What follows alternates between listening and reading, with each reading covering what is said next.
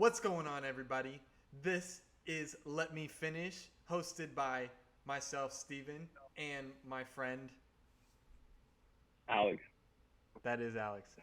Alex is going to be our really analytical guy, and I'm going to be the really unnecessary guy, basically. Is that how it's going to go? Is that fair to say? That's exactly how it's gonna go because you're just gonna say some random ass shit just to say some random ass shit. Hey, if it works, it works. But today, this is our first episode, and this is going to last about an hour total. So if you want to see the full thing, that's cool. You can watch that. If you don't want to see the full thing, but you want to skip to topics, then we're going to upload videos of that as well. And hopefully later we'll do some streaming on Twitch or something like that. But for now, this is what it's going to be. I hope you're okay with that. You better be okay with that. And today we're going to talk about the Cowboys. Alex, anything to say about the Cowboys before we hop into this? They're a hot mess as usual. They are a hot mess. Um, okay, so this is basically how it's gonna go. We're gonna talk about the Dak, Zeke, and Amari Cooper drama, as you saw with the picture on the front. And we're going to kind of dive into each one of them individually and then how they affect each other as their contracts begin to expire moving forward. So let's go ahead and just jump in with we'll just jump in with Dak. So you want to talk a little bit about how you feel Dak should be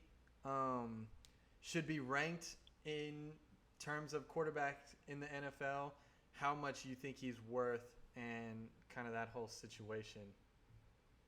All right, so any Dallas fans listening to this understand that I am a natural skeptic when it comes to your team. You've been mediocre for 20 plus years, so just go ahead and label me a hater. If you want a Cowboy sympathetic, your boy Steven right there is a friend of the is a fan of the team. Dak Dak has had really good pieces around him pretty much his entire career, and at best, he's a really good quarterback. Not great, just really good. And really good is probably actually being generous, in my personal opinion. I think we overblew his rookie season and exactly what it is that he did that year. Um, Dak, I said Dak, his rookie year, 3,600 yards, 23 touchdowns. That is a really, really good rookie year. We know the Cowboys went 13-3, top seed, and then lost to Green Bay in a heartbreaker because Aaron Rodgers threw that ball sidearm 50 yards on a rope. But that is a really good rookie year. Here's the problem: we're qualifying that it's a really good rookie year. It's not a great quarterback season. Dak's never sniffed 30 touchdown passes, and since his rookie year, he's become fairly turnover prone, which is part of the reason that Dak was so good his rookie year was that he only threw 4 interceptions. He almost never turned the ball over. So good pieces around him, and at best, slightly above average, mediocre production. I'm low on Dak. I don't think he's a top half of the league quarterback. I sure as hell wouldn't pay him 30 like it looks like the Cowboys are going to do, and reportedly have already offered. Stephen Jones, if I'm not mistaken, yesterday came out and said that they have offered Dak, Amari, and Zeke, all three of them, contracts that would make them top 5 at their positions, top 5 paid at their positions. If that's actually true, and the Cowboys haven't done something really janky with the contract, like almost no guaranteed money or something like that, and Dak turned that contract down, I think Dak's an idiot, first off, because he doesn't deserve to be anywhere near the top paid in terms of top 5 quarterbacks paid. But also, I don't think there's another team in this league that would give Dak that type of money. So I think he should take it. But there's no chance I would pay Dak 30. I would tell Dak, here's at most $20 million, and if he doesn't like it, like I would tell him to go find a better offer somewhere else, because I don't think there is one. So You think 20 million is close to max what you would pay Dak? What? Who 20 are you? million. Go Sorry, ahead. 20 million is absolutely the max. Not Okay. close. That is absolutely the max. So then, who are some quarterbacks that are in his? Do you think are in his skill and pay range then, to kind of put it into context? His skill, I would tell you that he's probably a better Nick Foles, um, Andy Dalton. Um, Dak is. I think he's what a lot of people think Kirk Cousins is, although I have a higher opinion of Kirk than I think a lot of people do. Um, I don't think he's a Stafford, and Matthew Stafford That's a is big blow. considered and probably is one of the most overpaid quarterbacks in the league. Yeah, you might be right on that one. Uh, so Dak's probably going to get a lot of comparisons to Goff. I think Goff is better, although I still have some of the same questions with Goff that I do with Dak. Um, so pay range though, that's a really good question in terms of I don't know what like Nick Foles makes 22 million. Like I think Nick Foles is overpaid. That's fair. Like the quarterback position almost by definition, like you're either underpaid because you're super great or you're overpaid because you were good at the right time. That's And fair. then you were the next guy up. So I'm not actually sure who in his pay range. Like I think that Nick Foles, like if Nick Foles was 22, like I don't think that's a terrible deal for Dak. Like I think that's probably proper for Dak. Because the thing you got to realize about Dak is Dak. We've only seen Dak be good when he's had all of his pieces, True. right? Good offensive line, at least one good receiver, and a really good running back. And one of the best, if not the best running back in the league was Zeke. So if you pay him over 20, someone's going to have to fall off because of that. That's fair. We'll talk about that also in a little bit. One thing about what you said that I noticed is you said that he's in a way comparable to Nick Foles, and I just want to illustrate. Nick Foles has a Super Bowl ring on his finger, and that's not bad company to be in. I think a lot of people who are um, trying to side with Dak, or trying to like save his face or whatever. I think that when you put him middle of the road as far as as far as starting quarterbacks in the NFL, people get upset, but that's not bad company to be in. Your third year in the NFL, the only reason that this is an issue is because people are blowing this up, probably way past what it should be.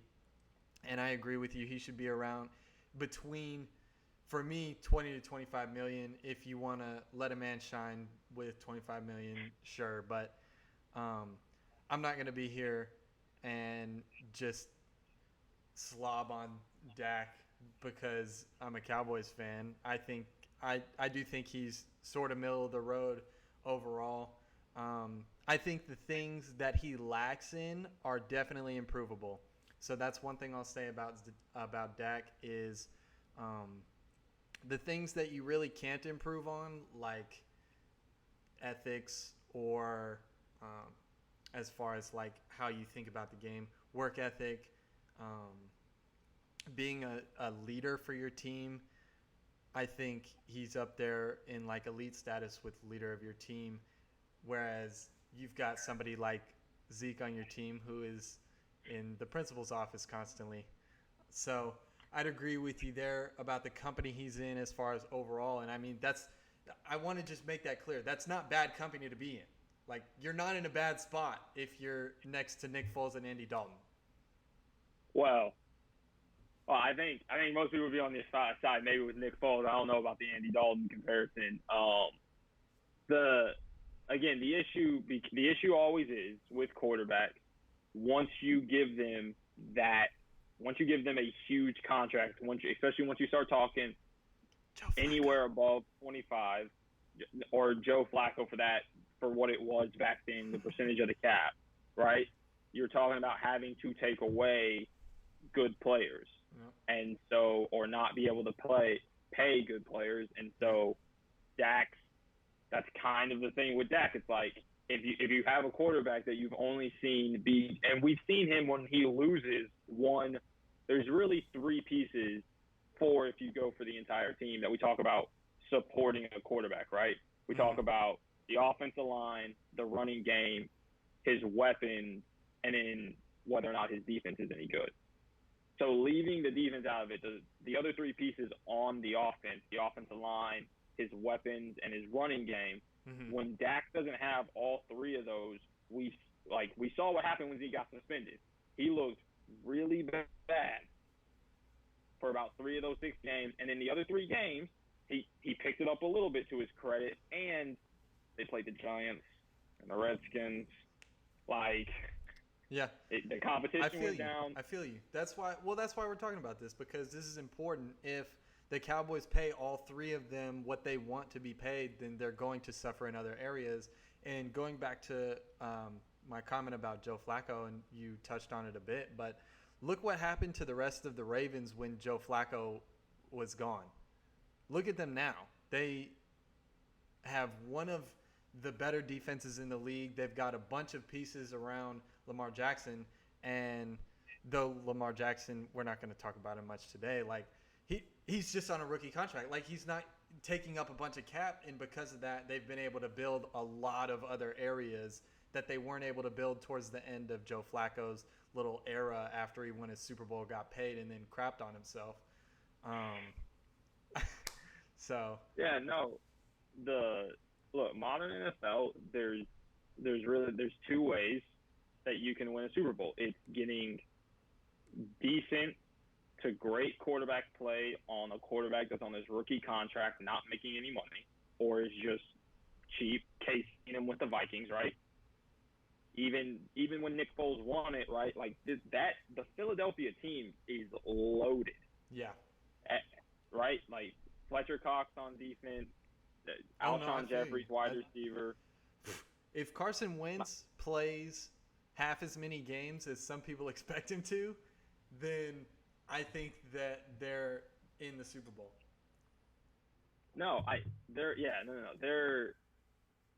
That roster is loaded, but you can do that because Wentz isn't making any money right now. Right. Now, in 2 years, when Wentz's contract extension kicks in, then we'll see. We'll see what that roster turns into in a couple of years. Now, I actually think potentially that the Eagles did that really right with Wentz, paying him early, because in 2 years, making $32 million at the quarterback level that I think he'll be playing at might actually be a big bargain. Right. When you compare it to Wilson and what Mahomes is going to get. Yeah. But to Dallas's point, you can pay all 3 of these guys. And on one hand, you got to factor in a couple things when you talk about their extensions. Is one, Zeke's money is not too minimal, right? He's got this year and the 5th-year option left on his deal. Amari's money and Dak's money will both kick in the year after. So Dallas has a chance here to, if they wanted to, keep all of these pieces for a year or 2 before their bigger contracts kick in. Yeah. Right? It's also then we saw what that offensive line looked like, and they were still one of the best offensive. They were still a top 8-ish offensive line in the league last year, but they were considerably worse without Travis Frederick. And I believe that Tyron Smith, Zach Martin, and Travis Frederick, within the next 2 years here, their contracts are going to be up as well.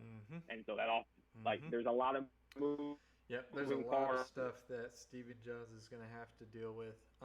We're about to talk about Zeke in the running back position in a second, but before then, I do want to touch on, because you said there are 2 ways to do it. Think about the greatest dynasty of the 21st century. involves Tom Brady, who is the best quarterback of all time in our opinion, and he has been taking pay cut after pay cut after pay cut for years, and that has kept the New England Patriots in the conversation for not one but 2 decades now. They have been top 5 in the league consistently going to the Super Bowl, and the big reason is Tom Brady's not taking up 25-30% of the cap to do it, to stay on the team, and he's only just now got that 2-year extension for what, like $70 million? Yeah, but that's not actually a real 2-year extension. So both both of those years they void at the end of this year. So they're writing really him off, basically. Like they're paying him and writing him off like you would your taxes. So I mean, he's not even going to hit, even though he's getting paid like the most within a 2-year span that he has. He's getting written off. He's not affecting the cap. Right. So Tom Brady's actually going to be a free agent at the end of this year, which is actually we could do a whole other episode on that. He posted. Let us know if you want to see that. He put his house for sale, if I'm not mistaken, like today or yesterday. Tom Brady's actually not happy with his contract situation, but yes, him taking less and less has absolutely helped the Patriots. Mm-hmm. No, but I was saying earlier, there's 2 ways to compete for a Super Bowl. Really mediocre to really high quarterback play on a rookie deal and surround that quarterback with studs everywhere else, mm-hmm. or have a Hall of Famer at quarterback and be good enough everywhere else. Like, mm-hmm. Those are your 2 options. Dak is clearly not playing at a level that would justify him being the second of those options. And so if you're going to have to continue to do the first, he can't have a contract that is like right. he just – if Dak's a top 5 paid quarterback, the Cowboys just sunk their Super Bowl chance the moment that contract kicks in. So basically, Alex is sitting at $20 million for Dak, and I'm sitting max $25 million. We'll talk about how that factors into the rest of the team and the other 2 of their big 3 pieces. But let's go ahead and move on to Zeke. So, does yours use USB also? Can you do charging by USB? All right. You ready? Oh God, yeah. But you start and say something on Zeke this time. Okay. And we're back from technical difficulties for the 3rd time. This time it was my fault, so I apologize for that. Anyway, y'all didn't have to see that because I edited it out. So what's good? Anyway, as you can see at the topic portion, we're talking about Ezekiel Elliott, where he ranks in the league, his contract that he's trying to manipulate, and maybe how some of his off-the-field stuff might affect that. So I'll go ahead and start and just talk about the company that we find Zeke in as far as skill level, and we'll move into contractual stuff in a second. But so if we're going to talk about top 4 or 5 in the league, we're talking about Zeke, Todd Gurley, Le'Veon Bell, Saquon Barkley. Right? I'll just name 4. So there's going to be our top 4. Alex mentioned something off camera. But if you look at the top 2, as far as paid running backs in the league, we've got Todd Gurley on this end, and we've got Le'Veon Bell on this end. And they kind of are on opposite ends of the spectrum as far as how it was handled and what came out of it. So if you look at Le'Veon Bell in Pittsburgh, he sat out an entire year because his team didn't feel like paying him. And the team kind of went down the crapper. But now he's getting paid because he sat out. He's getting paid second most in the league. And you look at the other end of the spectrum with Todd Gurley, where he got paid early and now he's got health issues. So I feel like either way, Zeke is going to end up probably being the highest paid running back in the league just based on kind of how it works. Usually just kind of next up gets paid the highest. You know, they don't necessarily have to be the best, but if you're in the conversation for top 5, top 6, 7 in the league at the time that your contract is up, then you're likely going to get paid the most money in the league. So Zeke is probably going to get paid the most in the league, and he's in pretty good company to do so, especially with the fact that the Cowboys are built around Zeke. He's getting 20 carries a game. He's averaging 100 yards a game, just under 5 yards a carry at 4.7. So, I mean, is he worth it? I think so. But, Alex, if you want to kind of go into some of the stuff we talked about, or that I talked about Zeke's company. Yeah, for sure. Like you said, he's one of the top 4 in the league. And Dallas has built this team around Zeke. Like they fell off a map last year or 2 years ago now when he missed and had his 6-game suspension. He does everything. He added this year. We saw him have several really good receiving games. I think he caught 60, 70 catches. Had 60, 70 catches this year. So he really is truly like an all-purpose back. I can't tell you how many times we see former players and coaches all the time go up there and talk about he's a great pass protector. He is really and truly the engine for this offense. Production-wise. Yeah, production-wise, he makes everything better. Even that defense, which is a good defense, like their entire game plan is like, all right, put the defense on the field for the least amount of time possible and just pound the rock and ball control it with Zeke. So he helps open up the passing game because you have to move another guy into the box, which leaves single coverage for Amari Cooper, makes Dak's job a hell of a lot easier because of it. So when you build it around Zeke, like to sit here and like try and play hardball with him is, it's not. I understand it if you're Dallas, but I also am like your team's built around him. Like you got to either make a decision that you're just gonna build the team differently, or you just gotta pay him, and you draft him at 4 overall. I don't know, pay the man to a certain extent. I think he's absolutely worth it. Okay, so before moving on to the third piece of this puzzle, Amari Cooper, do you want to talk about how his behavior is going to affect his contract? Yeah, so the behavioral stuff with Zeke will be interesting to see, because what you want to look at, particularly with NFL contracts, is how much of it's not really what the guy says. Like Todd Gurley's contract, 4 years, $60 million. The real number in there is 45 of it is guaranteed. So that's essentially, basically the first 3 years of the contract are fully guaranteed before the team can cut you and save money.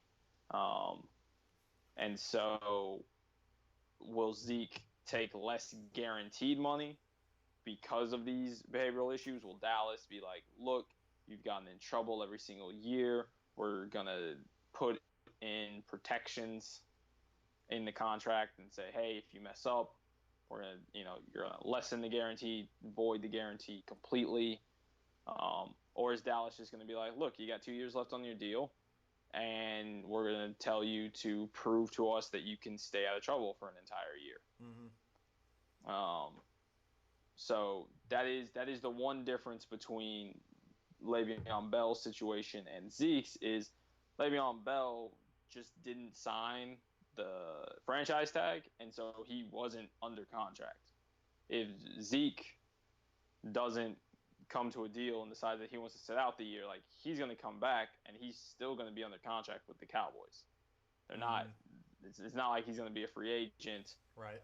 Or anything like that next year, or even eligible for like a franchise tag. Like, he's just going to still be under Dallas's control, because Dallas has that 5th-year option on. Right. One thing before we move on to Amari, I want to talk about real quickly what Jerry Jones said a few days ago. He said 2 things that were of note. but I think one of them is more important. The first one he said is we don't need. Basically, I'm paraphrasing here. Basically, he said we don't need a top tier running back to win a Super Bowl, and a lot of people went nuts about that. But I think the one that's more important is when he said he never worries about getting a deal done. And I think that kind of speaks to how the Cowboys have kind of handled their stars in the past. I, Regardless, it's going to get done. It's going to I have no doubt in my mind that it's going to get done. Zeke is going to be paid. The question is, how long are we going to sit this one out? To wait Yeah. and the amount. Yeah, no, it's going to happen. Dallas has a really good history in terms of paying their star players, right? Yeah. Des Bryant, Michael Irvin. Emmett sat out the first 2 games. Dallas went 0-2, and they paid Emmett. It's going to happen. So that. Yeah, I wouldn't doubt that. It will just be a question of how much, how long, and all that good stuff. So that's some foreshadowing on what we're going to talk about in a minute. But I will say this. Jerry saying they don't need, in general, I agree with Jerry. Like, you don't need a great running back, but they've built this team around a great running back. So unless they think that Dak is going to take a monumental leap forward this year, not playing like he did as a rookie, but playing much better than that, much higher production at least. He had a great quarterback rating. He was like 103, but his total numbers, the passing yards and the touchdowns, were nothing to write home about. So unless they think he's gonna up it even more than he did his rookie year, which taking one of his pieces away, I don't think bodes well for that. Then I think that first comment is a little discounted in Jerry's specific situation, even if I agree with it. Yeah. In a general sense. All right, so let's go ahead and move on to Amari Cooper. So I'm just going to pull up a news article with him. Just some simple stuff. All right, there we go. So let's talk a little bit about Amari Cooper and how he has added something to the Cowboys, and then we'll kind of put him into context how we've done with Dak and Zeke so far, and do that stuff. So do you want to start off with talking about Amari's importance to the Cowboys? Well, so yeah, I think Amari is vitally important because I have a lower opinion of Dak. So, like by that, his weapons are even more valuable. So I think Amari's probably a top 10 to 15 wide receiver in the league. But he's a legitimate number 1 receiver. He's been a Pro Bowler 3 times. Gave us 700 yards, 6 touchdowns, and played half a season. Basically 9 games or whatever with Dallas last year. So if you double that, that's 1,400 yards and 12 touchdowns, and that's really, really good. So that would be a very, very, that would be a great season. 1,400 yards and 12 touchdowns would be awesome. Yeah. But like all pro caliber, maybe not necessarily wouldn't get the spot, but it would be up there. No, so I think he's vitally important. We all remember the Eagles game where he just went off in the fourth quarter in overtime. I think he's vitally important. I think he's one of, like, if you were ranking wide receivers based on the importance to their team and reference, to how good like the next best receiver is and how good the quarterback is, he's one of the most important guys in that. I mean, if you really just based it off of quarterback and next best receiver, like he might be the most important wide receiver in that sense. Like Julio's obviously better, but Matt Ryan and Calvin Ridley are both better quarterback and next best receiver than Michael Gallup and Dak Prescott. Right. Like I don't know that there's another receiver on his level production wise that doesn't also either have a great quarterback or a really good second. Like even OBJ, like even if you don't think Baker's great yet, like Jarvis Landry is a good number 2. Like I'm not so sure there's another more valuable piece in reference to talent. Yeah. Okay, so then let's go ahead and talk a little bit about how Amari is going to factor in contract-wise, even though he may not be top 5 wide receiver in the league. To his team, he's important.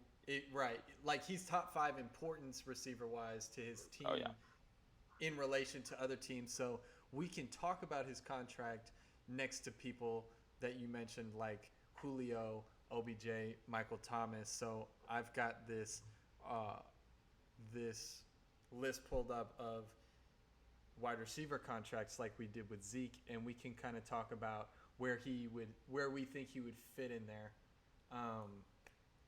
But before we do that, I just want to say, so I know y'all saw the article that I had up for a couple seconds, but Amari Cooper, he said he's not as hands-on right now about his contract as maybe Zeke is. So he said it's kind of on the back burner, but it's there. So I think that's of note. He's not necessarily breaking down doors to try and get a new contract right now, but well, yeah, and first off, Amari is, I think, just a different personality-wise. Like, he's not going to probably make as much noise in that sense. Right. The other thing is, like, you gave up a first-round pick to get Amari Cooper, so unless you're going to do, like, the Patriots and immediately turn around and trade him for another first-round pick, like, and in some cases, because Dallas already passed on the draft, like, you can't really like you're not going to get anything in return for him that's going to make an impact on your team like this year, because in the NFL player for player trades are very rare. So Amari can kind of sit there and be like, you've already invested something else in me, draft capital in me, right? So like the Dallas now, the reason I think Amari just doesn't get talked about as much is because I think everyone just kind of assumes it's a foregone conclusion, because to not extend Amari would just be kind of weird. It just wouldn't make a whole lot of sense. You traded the first for the guy and then to not extend him, like you already knew when you traded for him that his contract was about to be up, and that so. It would just be really weird if they didn't get a deal done with Amari. Okay.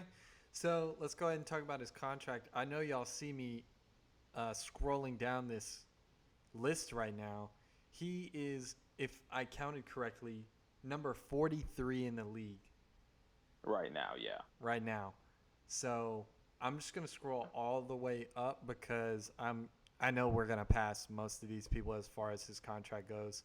I'm just going to scroll up to the top 10. Find Jarvis Landry. So Jarvis Landry is number 9. So we'll just go top 10. AJ Green is making $15 million a year, and that'll be our floor. Him and Jarvis. Jarvis is at 16, if I'm not mistaken, right? He's at 15 on here, but Yeah. But I think because I think he got 5 years, 80, so he might be making like 15 this year, but it's probably backloaded. Yeah. So right now Amari's getting paid $5.5 million. Yeah. Just to put this in context, $5.5 million, and our floor for Amari is $15 million. Our ceiling might be 16. We'll find that out. But so. We've got AJ Green and Jarvis are close at 15. Then Sammy Watkins, Adam Thielen, Brandon Cooks, DeAndre Hopkins, they're at around $16 million. Mike Evans is at 16.5. Antonio Brown is getting paid 16.75 ish. And then Odell Beckham's at 18, and Michael Thomas is at 19.25. So who do you think is in the most similar situation team-wise to Amari Cooper? Team-wise to Amari, maybe Jarvis when he first got to Cleveland. Brandon Cooks, I think, Yeah. is a really good comp because they traded a first-round pick for Brandon Cooks. Yeah, especially with the other pieces too. Right. Now you have Cooper Kupp there, who I think most people would regard as more valuable than maybe Michael Gallup. We saw the Rams not be nearly as effective once Cooper Kupp went down. But I think Cooks is probably a good comp. I'd say that I think Jarvis, Cooks, that 15 to 16 is probably your floor with Amari. If he got a 16 or a 15 or 16 per year deal, it'd be interesting to see what the guaranteed money was, and if he got more guaranteed money than those guys. And then I think OBJ at 18 is probably your cap. I would be really surprised if he got more money than that. Okay. I don't think he's gonna be Michael Thomas and kind of reset the market, so to speak. Right. But I think OBJ is probably your cap right there. Okay. Because he was, to the Giants at least, similar to Amari in that he was kind of the only weapon that the quarterback had. Right. So given that, and given the fact that we all know that Amari is not Odell Beckham Jr., I think that's probably your cap. Right. If we just want to go somewhere in the middle, we could go 16, 5, 17, like just to be generous. Yeah. But I think we're on the same page here where we both think Zeke needs to be paid. We're both similar on the fact that Zeke is going to be top 1 or 2 paid in the league pretty soon here. But also that it's kind of a constant that Zeke is about to be paid, and it's kind of a constant that Amari Cooper is about to be paid. And so what we're going to get into in a moment is 2 topics. Number 1, if you pay 2 of these guys exactly what they want, who is it? And it might be kind of obvious here, but then we're also going to do the third. Right. After that, we're also going to do how do you pay the 3 of them and still keep a large portion of your team intact. And we're going to see if it's possible. We're going to see if it's possible because we like to do things that are unrealistic here. Yeah. So let's go ahead and we can talk about. You can start with the 2 that you would pick.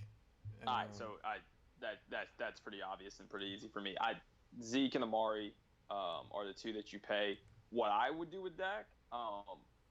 All right, so like I said, I don't think there would really be a market for Dak. I don't think Dak's a great quarterback. I would, like I told y'all, my cap was $20 million. That's my cap. Like I would go to Dak and I would say, here's 15 for 4 or 5 years. I wouldn't even mind actually necessarily fully guaranteeing Dak's 4 or 5 years at $15 million because Dak's played every single game.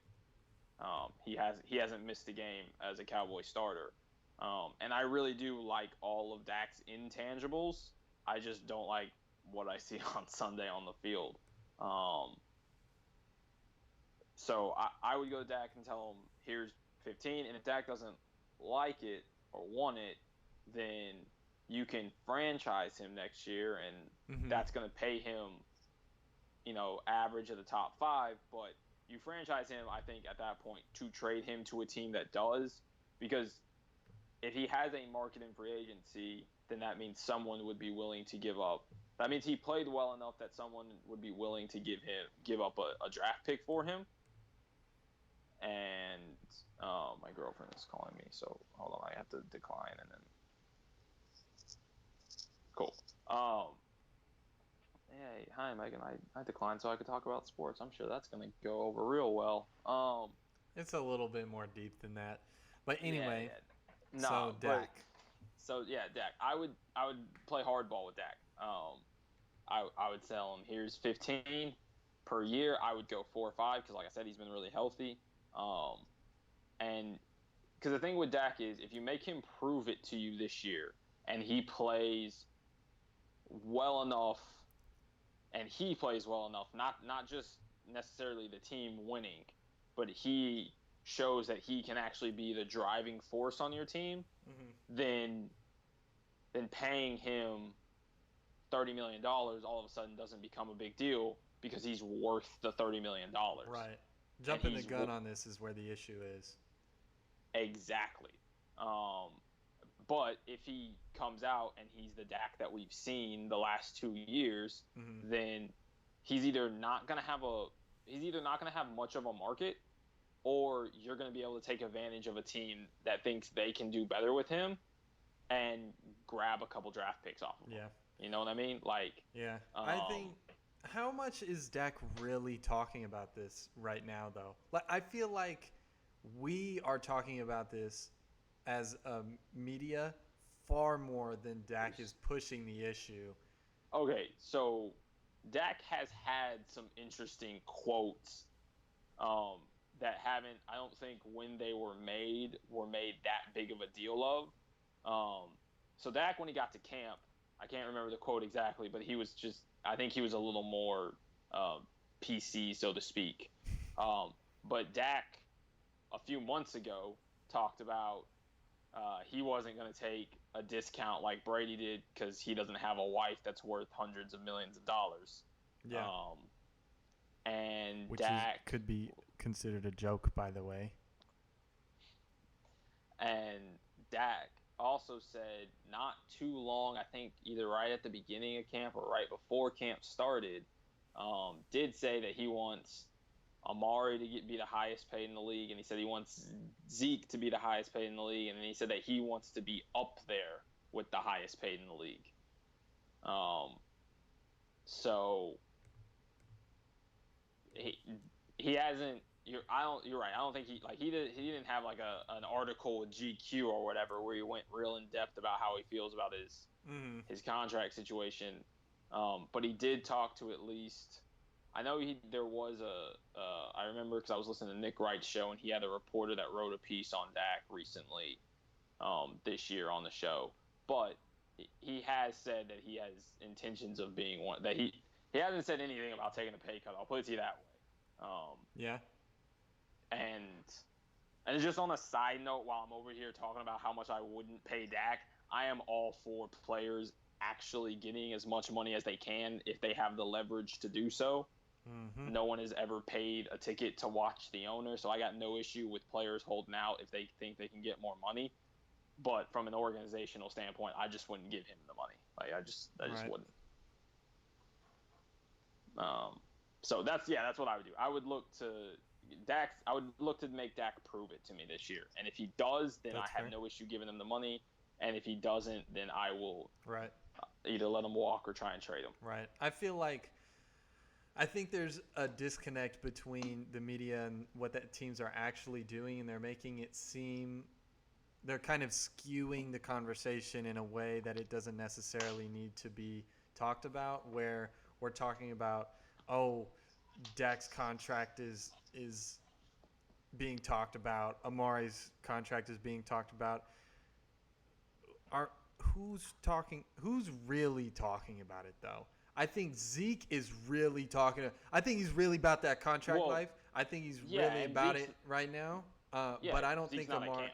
Yeah, I don't think Amari and Dak are really busting stuff down to get this finished. You know what I'm saying? Yeah. Well, I would. Oh, who's really talking about? So that's an interesting thing. Like the the people that have spoken the most about the contract situation are the Joneses, Jerry Mm-hmm. and Steven. Right. And they were talking about this during the season, during the part of the season where Dak wasn't playing well. Right. They were voicing their support for Dak, saying, "Oh no, he's our quarterback, and we're gonna extend him." Right. Like, so the Joneses have done the most talking about it. The Joneses just the other day said, um, that they have made generous offers that would make all of these guys top 5 paid at their position, which means something completely different, obviously, for all of those guys. Like, Right. you can make Zeke the top five at his position and give him what 9, Yeah. 10, and you. Yeah. Whereas, like Yeah. I said, I think I said this at the very beginning of the episode. If Dak's actually been offered a real contract at top 5 value, he needs to sign it and laugh his merry way to the bank. Yeah. Dust his hands Uh, off. right. And I think Amari should too. I think the Amari one, giving him top 5, actually is the only one that makes true Well, obviously, I think Zeke deserves to be like highest paid, but Amari makes the most sense given his value to that specific team and what you've already invested in him. Right. So now that we've talked about who you pay, which if you didn't catch it, it's Zeke and Amari is who you're paying. Um, so let's talk about something interesting, and let's try and see how do you reasonably pay these 3 dudes and keep your team. What would it take to do that? Because that's something that some of y'all might be interested in. So I want you to give me a number that you could pay all 3 of these in total and still be good. Like, oh, okay. What? All right. So some of that's like, what do I think? Like, realistically, so if you went ahead and you said you're gonna make Zeke the top paid, right? That's 16. Amari, if we gonna go ahead and say he's 17. 33 Dak, for those of y'all that can't do math. Dak, if you could get Dak to do, we'll take your cap at Dak and say 25, right? So that puts us at what, 78? So about $80 million between 58. what? 68. You said 30, 68. So 70. My bad. Yeah, I can't do math. So about 70 million between the 3 of them. Mm-hmm. What gets really interesting is when you talk about paying all 3 of those guys. We talked earlier about the offensive line and how their contracts. Jalen Smith and Byron Jones, if I'm not mistaken, are both up this season. Yep. Right? Byron Jones was an all-pro corner. Mm-hmm. So top of the league at a premium position in the league. Yep. He's holding it down. He's going to have even if he's not as good this year as he was last year, he's going to have a real market for him. Right. And so it gets really interesting. Like if you pay all those guys, you can franchise him, right? Right. But like if you can't come to an agreement with Dak at 25, and Dak's like, no, I want to be 30, and you're not going to let Dak walk out the building for nothing, then you got to franchise Dak. Well, you can only franchise one player. Right. So now Dak's franchise, and Byron Jones is now an unrestricted free agent and probably will be the top corner in the free agency class next year. I don't know off the top of my head, but and so you have a guy who's going to be at worst a season removed from an all-pro, going in at one of the most premium positions in the league. Mm-hmm. he's gonna have a huge market, and then to outbid those guys, like you're gonna have to overpay, and then do you end up with a corner that's 16, Right. 17, 18 million dollars a year? Mm-hmm.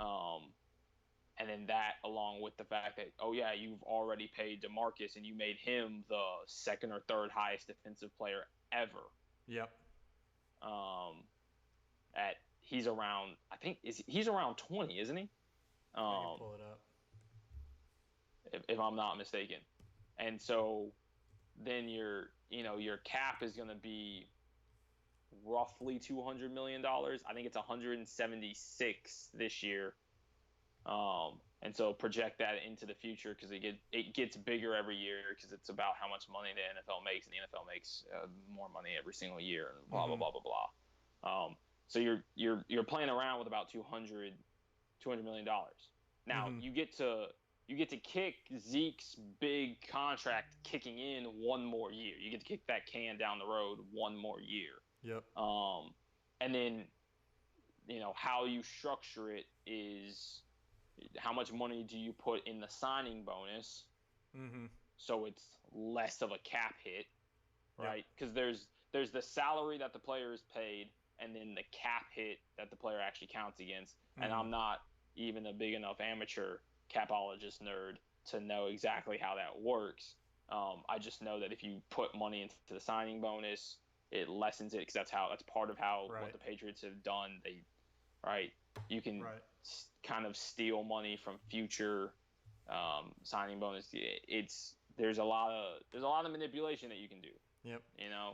But the idea that you're going to keep all of these guys, and make them, reasonably paid for their positions, particularly if you want to put them at the top, is a little. It is impossible to do if Dak wants the contract that it looks like he wants. Right. So let's do this. Let's say we'll just do this for easy numbers.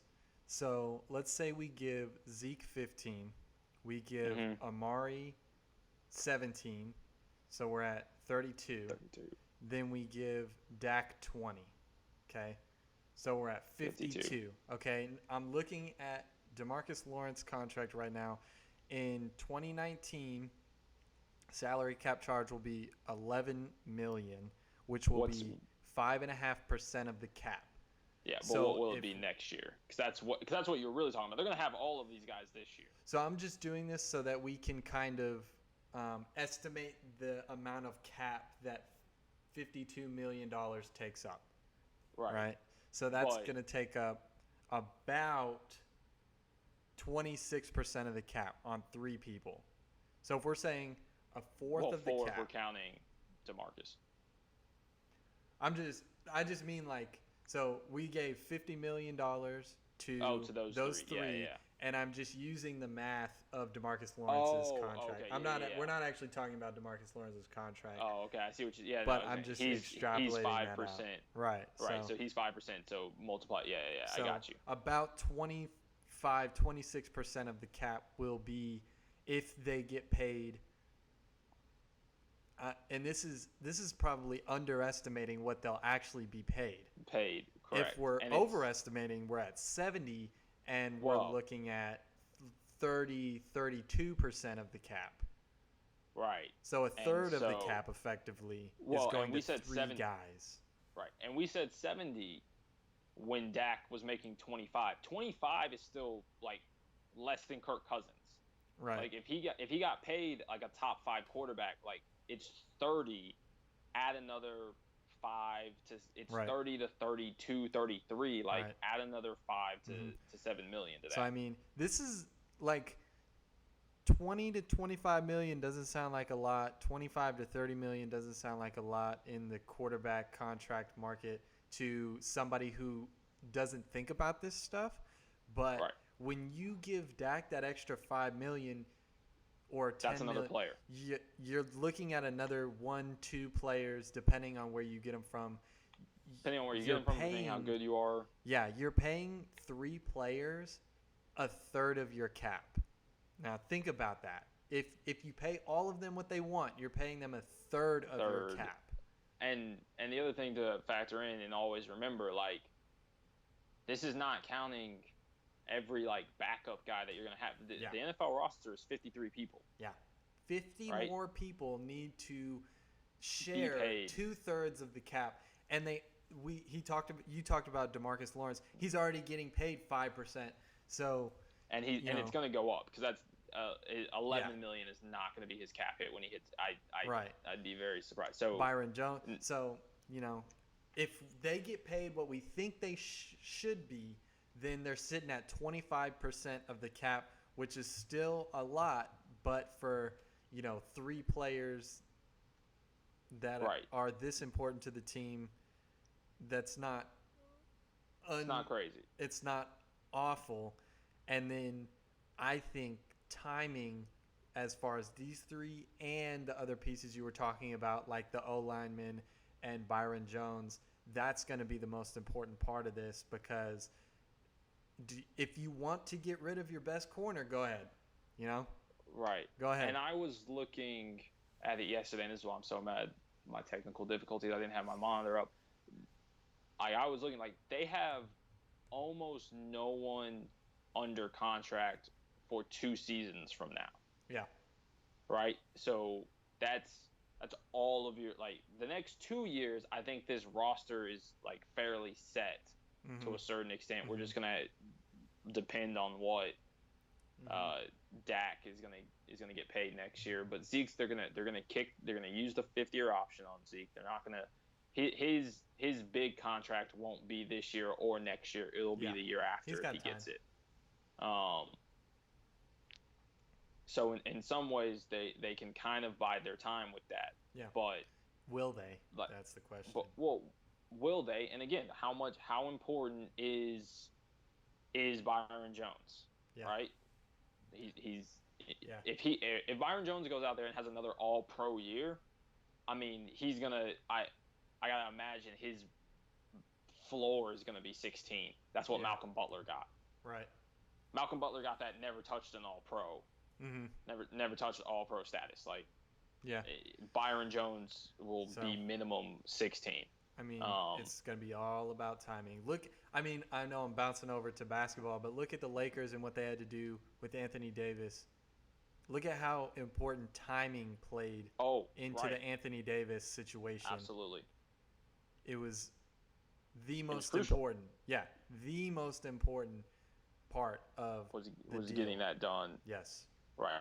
So, and that opened up, and that left him with the cap space to go out now. I mean, if you're looking at Tyler, but if we're looking at one of the biggest basketball brands on the planet and the biggest football brand on the planet, I think that the timing is going to be the thing that tells all in this situation specifically. Yeah. It'll be a little different with the NFL because the NFL is a hard cap league, so there is there's absolutely no going over the cap. The basketball, there's different little machinations to make, but So, but anyway, that's gonna wrap it up for our first episode. I hope every 2 of you who watched it enjoyed it, and so if y'all have anything specific that you want us to talk about, go ahead and put it in the comment section below. We're going to have an episode out every Friday on some fire topics. And is there anything that you would like to ask the viewers to comment about, Alex? Nah, man, just comment, like, and subscribe. That's the line, right, for YouTube? Yes, sir. All right, y'all. We're out of here.